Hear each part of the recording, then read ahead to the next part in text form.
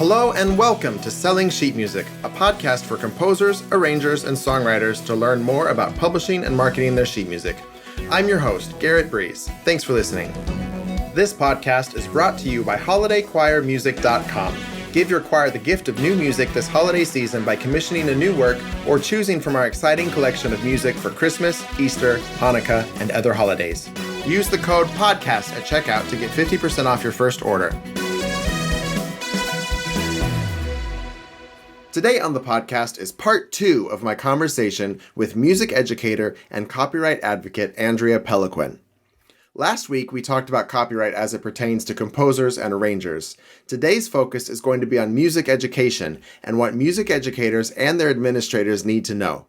It's a big, important, sometimes messy topic, but we're going to do our best to unpack the basics, and then in the show notes, we've put a compilation of other resources we believe are very helpful. So I'd encourage you to go check those out when you're done listening. And again, before we get going, a disclaimer that neither Andrea or myself are lawyers. Any opinions expressed on the podcast are the opinions of Andrea or myself and do not represent any organization or school affiliation. Nothing we say should be taken as legal advice, and we recommend that you always consult a licensed attorney for specific legal advice or questions relating to your individual circumstances. All right. Well, we've already kind of gone there, but let's shift to the teacher perspective, because there's a lot of people listening that are music educators, and I guess let's start by bursting everyone's bubble and talk about fair use. So, in the world of music education, when does fair use apply and when does it not? Well, fair use, first of all, it's a defense. It is not something that you can just say, "Hey, it's fair use, I can use it." No, it's only really used when someone has infringed copyright. It's basically an exception. It's one of those exceptions. You can say, well, I didn't infringe it. It was fair use. So if someone comes up to you and says, you used this incorrectly and gives you a cease and desist, something like that, you can claim fair use. So I'm going to read the directions. I'm going to read the statute right from. So the fair use of a copyrighted work, including such use by reproduction in copies or phonorecords, there's that word, yes, or by any other means specified by that section, for purposes such as criticism, now these are the important words, criticism, news reporting, teaching, including multiple copies for classroom use, scholarship or research, is not an infringement of copyright. And then, but basically, it is a one person's opinion on whether or not it fit or not. Because that if somebody did, sue someone for infringement and you claim fair use, the person adjudicating the case has to look at 4 factors to determine if it can fit under that exception. And it really is, it depends. So you can kind of gauge it, but so the 4 factors, it's the purpose and the character of the use, whether or not, are you selling this? Are you using it for a nonprofit use? Are you just using it for teaching? Is it a transformative work? That was a big deal in the Andy Warhol case that just went through the Supreme Court. Another whole podcast. But did you change the work? Like, did you change the reason the work was created? It's a whole nother thing. But so that purpose and character of the use. Are you still using it the way it was intended, or are you using it in a different way that totally changes it? The nature of the copyrighted work. So is it something that's very creative? That would weigh more on it's protected. Or is it just a set of facts that you're reproducing that didn't have a ton of creativity in it? That wouldn't necessarily, that would fall more in fair use, because copyright was designed to protect people's creative efforts. If it's just a bunch of facts that you're repurposing into a textbook or something and it doesn't have a ton of creativity, that's probably weighs more on the fair use side. Am I boring you yet? So is it the kind of thing where you need to satisfy multiple criteria, or if you're just really solid into one, then? No, it's all of them. It's like you have to weigh all of them and decide how far each one falls on the spectrum. I mean, it's crazy. The amount used is also another factor in relation to the whole thing. Like if you used a whole piece to illustrate something that could have been illustrated in like 3 measures, that's probably not fair use then. You only can use the part that you really need. Just use as little as you can to make your point. And then This is a big one. The effect of the use on the potential market for or value of the copyrighted work. So if by using it the way you did, nobody wants to buy the original anymore, that's bad because we want to protect the original product because somebody created that. And if your use by not getting permission and using it the way you did makes people not want to buy the other one, that's bad. So that's not fair use. But if it's so different, people still want to buy the other one, then that's probably more on the fair use side. Mm-hmm. So it's a lot of factors. So just relying on fair use as an excuse to pretty much do anything in education is not necessarily safe. There's a lot that goes into it. So, yeah. Did I burst everyone's bubble? I wouldn't rely on it if I were you. But it is something that can work. So for music teachers, mm-hmm. what are sort of the basics they need to know about getting permissions for putting things on YouTube or a live stream or a video? Like, teachers are always wanting to do that. Yeah. What is the correct way of going about that? Well, it depends. It depends on how much time you want to spend, how much money you have to spend, and basically how much you want to do this, because there are services that can do this for you, that can take care of all your licensing. There's one that actually just launched this week called schoolmusiclicense.com. It's created by the people that own GIA Music. So they also own one license. They do this for churches already. So they have created a way to help schools license materials like performance licenses, podcasting, streaming. You can buy a blanket license that covers any of the works produced by the publishers that are part of their program. So it's not everybody, but it's a good chunk of them. They're just getting started, and publishers are signing on. But schoolmusiclicense.com, I don't know all the specifics, but it just launched this week, and I think it's a really cool concept, because I know they've been really successful doing it on the church side. So I'm optimistic that this could be a really cool way for schools to kind of not have to do everything themselves. So that's nice. I highly recommend people check it out. Otherwise, if you've got time and you want to do this yourself, or you've got some really motivated students that want to get into this for you, so what you need to do, so we talked about performing. So if you're just performing something and it's in a building and you're not streaming it, you're not doing anything, that's just a performance license. And like I said, that's most likely covered by the building that you're performing in. So that's fine. But if you're recording it, you need to get a mechanical license. And that's just audio recordings only. And you can get those through harryfox.com. And Harry Fox is kind of like a marketplace for this. You can just tell them, these are the songs that I'm recording. This is what I'm going to do with them. I'm going to distribute them. I'm going to sell them. I'm going to do all this. And they'll just give you a price. This is my price. And that would that also cover like Spotify and streaming if you got a mechanical license? It's, yeah, anything that's audio. So they will give you a license to make audio things. And you have to tell them what you're going to do with it. And then they'll figure out what your price is, because mechanicals are, I believe the rate currently is 12 cents a song, because it just went up, which is cool. So now creators get more when you do this, when you license the song. It's a statutory rate, so it doesn't change unless the government decides it does. But it just went up finally after a really long time. But that's for recording, in audio recording. If you want to make a video, which most people do these days, they just want to make a video and stream it, on YouTube, etc. That's more complicated because you need two licenses. You need a performance license, because if it's a live stream, that's considered a performance. So, because it's happening and you're displaying it to people, so you're performing it for people. So performance licenses are generally covered by YouTube and Facebook, the bigger ones. They've got blanket licenses set up with most publishers, big publishers. They've already got that covered. So you're probably okay with a performance license. Now that's still probably with an asterisk. You want to check in. Are you talking about platforms? You're probably safe.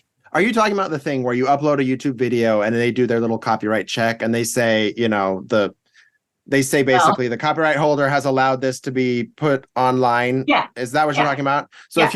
if you do that and YouTube says we're claiming it, then you're in the clear. Well, for that part.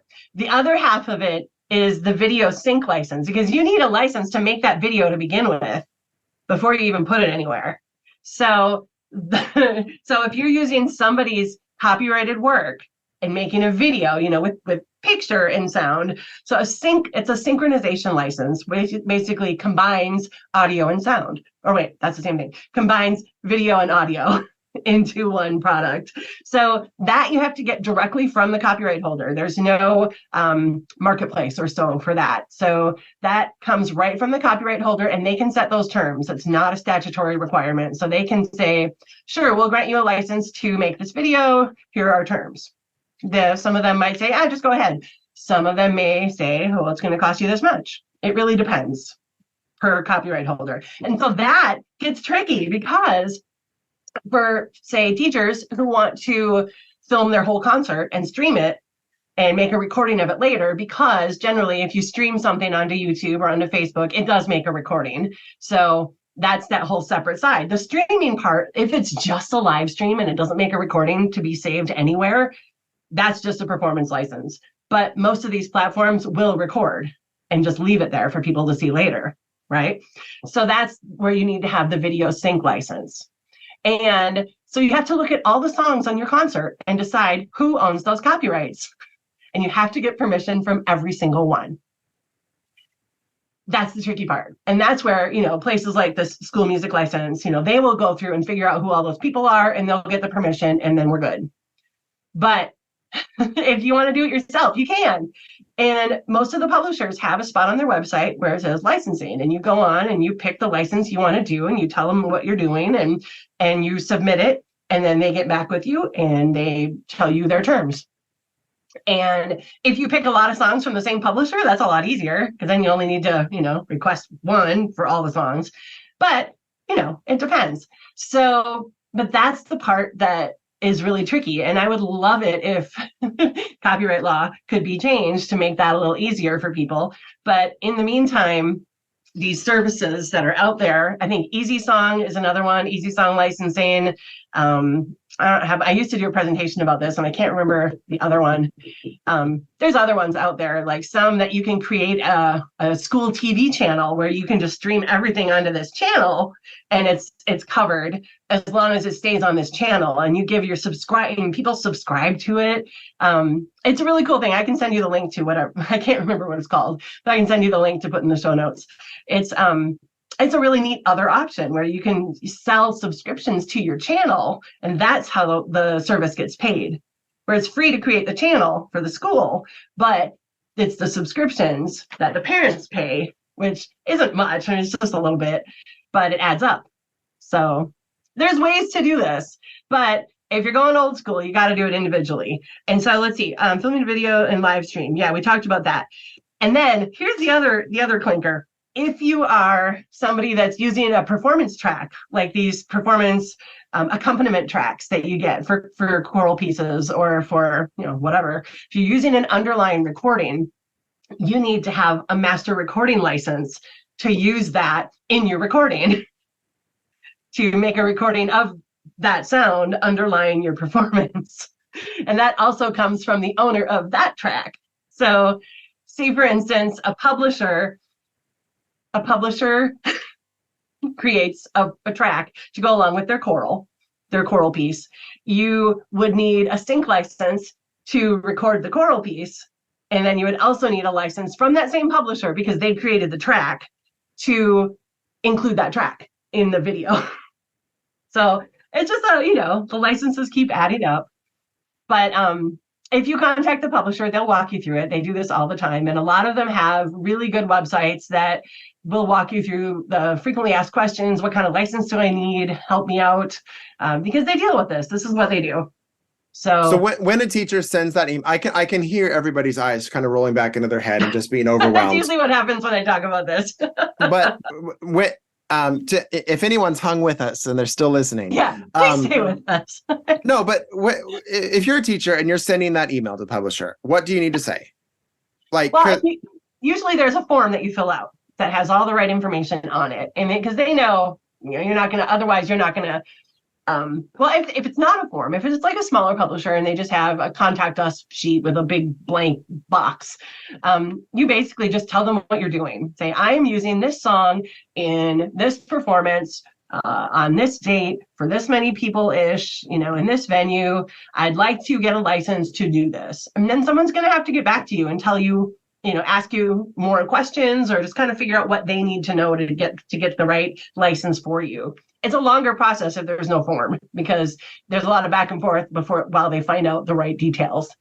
But most publishers will have a form now. They figured out that back and forth can take a while, especially with teachers that are not generally super available during the day to take phone calls. So most of them will have a form so that you can submit all the right information. But you will need to know probably the publisher ID of the song, the name of the song, the arranger, their product number. And you'll need to, have the date of your performance, possibly how many people can your auditorium hold, or what are you going to make a recording of? What are you going to do with it? Depends on what license you're asking for. And if you're asking for a video sync license, they may want to know where you're going to put it. Then again, they might not. I mean, it really depends on the publisher and what they need to know for their terms.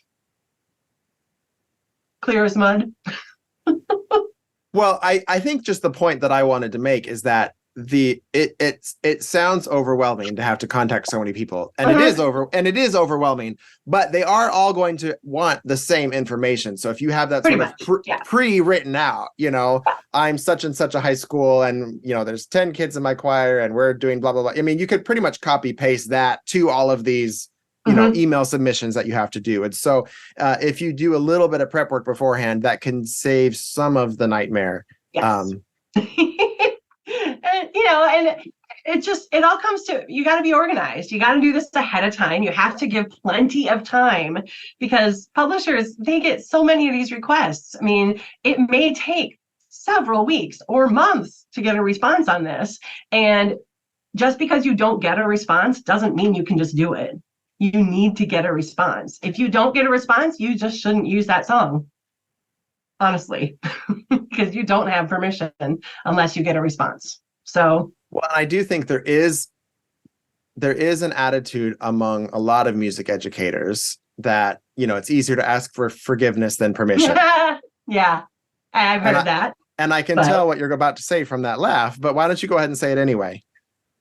It's not right. It's not right. It's you got to have the permission, and asking, for forgiveness. You might be asking for forgiveness for a great deal of infringement thing. I mean, if a school, if you are caught, especially if you use these pieces or do a recording of a competition or something that's very publicly visible, and you don't have the permission to make the arrangement or to do the recordings and whatnot, and the publisher hears about this, they will get in touch with you, and you could get in a lot of trouble.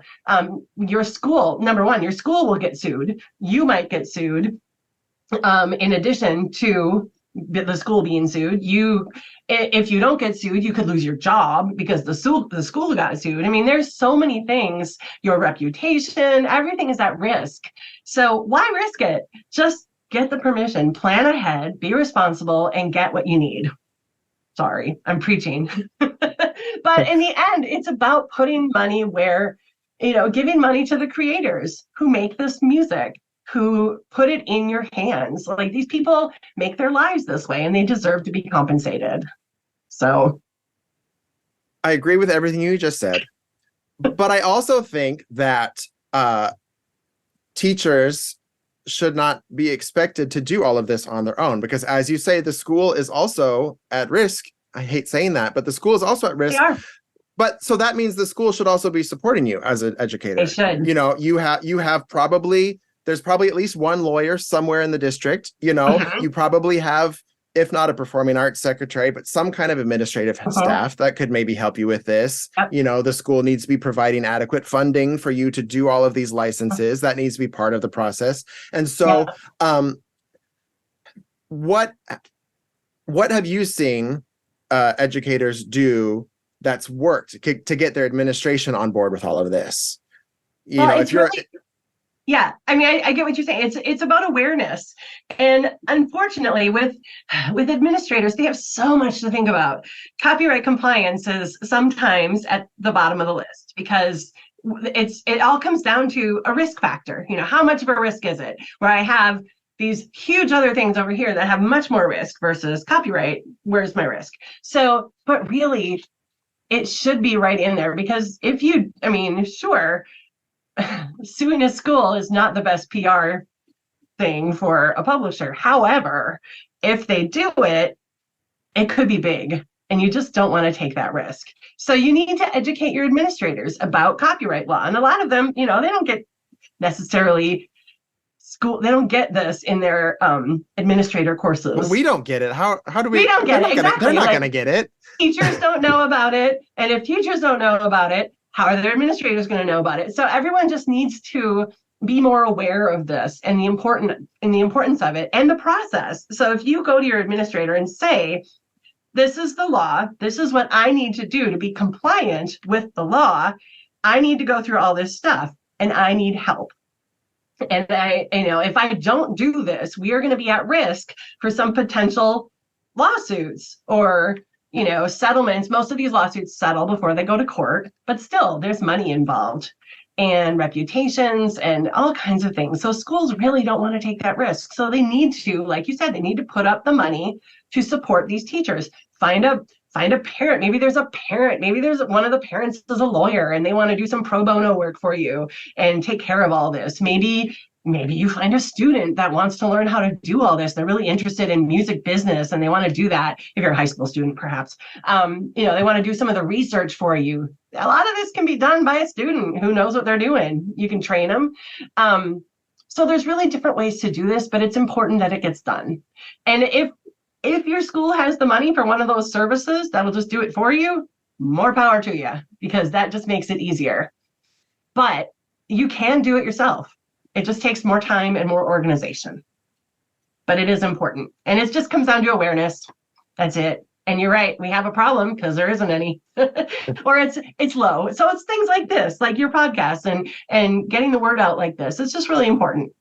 So if I'm a teacher listening to this right now and I'm still confused, where do I go? Where do I go to learn more about it? Okay, there are awesome websites out there, and I'm going to share a few of them that I really like. And we'll put them in the show notes as well. Great. Yes, and I will send these over to you. So the Music Publishers Association, MPA.org, has a ton of information on there about making arrangements and how to do licenses for arrangements. There's a bunch of information for teachers on just how to make, they're all about arranging on the MPA website. There's one for how to make a choral arrangement, how to make a band arrangement, and how to get the proper licensing. There is also a really cool educational program on there if you want to teach your students about copyright, or perhaps train your administrators. There's a presentation, and I've used this presentation before too, especially when talking to college students. This is a great one. They give you the PowerPoint slides, the notes, like everything. You just read it. And it's got a fantastic handout that goes with it. There's also a really cool link to a website called imadeit.org, which contains some really cool videos to show kids about why it's important to compensate creators for their work.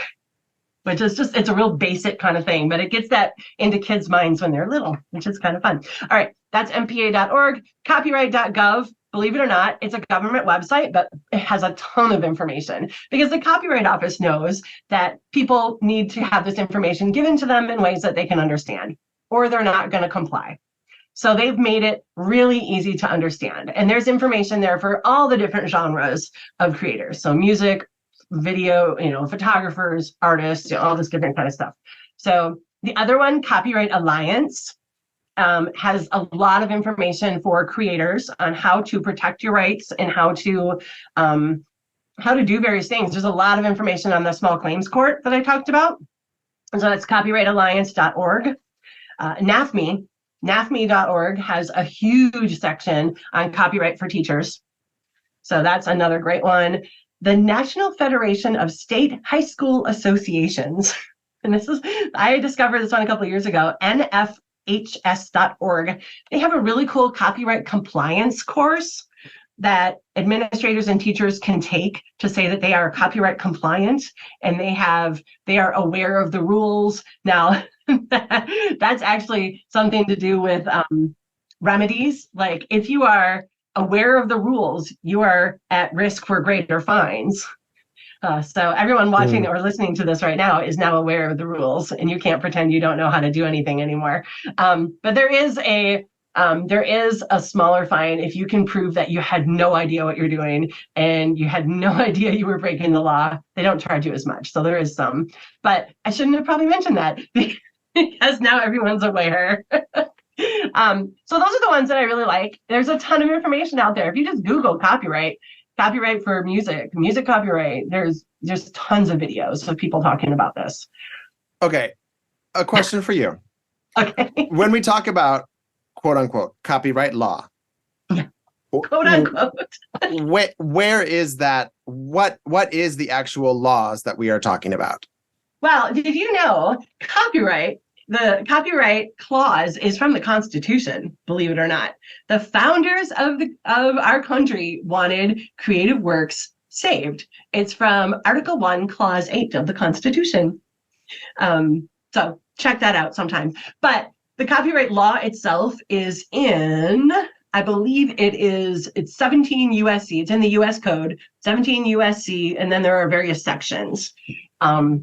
So if you go to copyright.gov, there's a whole section on copyright, on the actual law, and you can read it, you can print it, and it's just very exciting for copyright nerds. But it's all in there. So that's where I would go. They have really cool circulars too that actually are just like one-pagers on specific issues, which was really helpful. So did we cover all your questions? I think we did. Is there anything you wanted to mention that I haven't asked? No. I do want to put in a plug for my law school. I'm very excited. Go for it.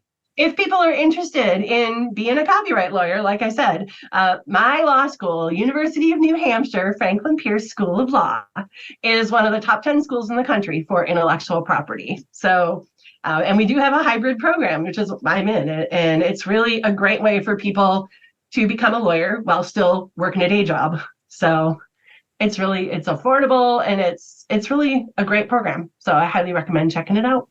So how can composers or arrangers find a lawyer who can help them that knows their stuff when it comes to sheet music? Such a good question. I mean, you could Google copyright lawyers in your area and just see. You could call one of these organizations. They have directories of lawyers, and they're happy to help you find one. If you are in a situation where you don't have a ton of money for an attorney, but you need some guidance, a lot of universities offer pro bono clinics where law students will work with you under the guidance of an attorney and help you for free.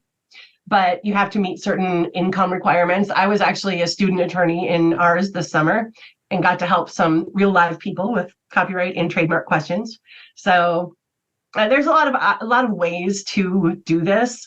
And I think on the copyright website, there might even be a directory of how to find an attorney. I know the CCB website, the Small Claims Court, has a referral kind of tab where if you need an attorney, you can go on there, but that's just for copyright in general. So you want to find someone who knows about music, but I would say start Googling in your area and ask people. Word of mouth is huge. So, yeah. Well, let's end with this. Why should people not be afraid of copyright? Because I think the prevailing, emotion when it comes to this stuff is it's so confusing and it's so overwhelming, and teachers have so much on their plates already, and composers have so much on their plates. And it's just like, we're afraid of things we don't understand. Just as humans, that's kind of the default reaction, is if we don't understand something, if it's confusing, if it's overwhelming, we're just afraid to go there. So why should musicians not be afraid of copyright? Well, musicians specifically, do you want to get paid? You should want to get paid, and you should learn about your rights. You should learn about all of your bundle of sticks that you actually have. You may not even realize that you have.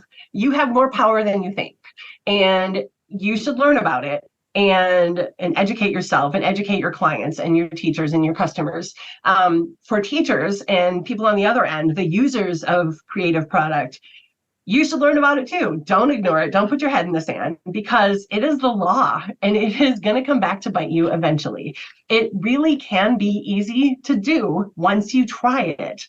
It's just like anything. The first time you try it, it's a little tricky and you might run into some walls and you might make some mistakes. But every time you do it afterwards, it gets a little easier. There are resources out there to help you, and we're going to list a bunch of them here. Take the time to do it. Take the time to educate yourself and your students. If we start doing this early, kids will just keep paying it forward then. And all the creators, everyone will get paid and they will keep creating. And that's the whole point of copyright law, is to keep innovating and keep bringing new works into the marketplace for people to use. And people will only do that if there's a reason to, if there's an incentive to keep doing it. You guys don't make arrangements just for the fun of it. I mean, you might, but that can't be your job then. So that's my soapbox. Copyright's important because we want to keep our country creative. We want to, otherwise we're just going to turn into a bunch of robots doing the same thing over and over and over. And don't get me started on AI and copyright. Whole nother thing. But yeah, there you go. Well, thank you. I really appreciate you taking the time. This was super fun to dig through and really important stuff as well. So I really appreciate it. Thank you for the opportunity. This was really fun. As you can tell, I'm a little passionate about this subject. So yeah, I'm happy to help. So good luck to everyone. Thank you for listening to another episode of Selling Sheet Music. If you like the show, please leave us a review wherever you listen to your podcasts. You can email Garrett@breezetunes.com to get in touch with me, and you can find my music at garrettbreeze.com. Selling Sheet Music is written, produced, and hosted by me, Garrett Breeze. Post-production for this episode was done by Jacob Mulaski, and our theme music was written by myself and David Dykstra. I'll see you next week. Now go write something.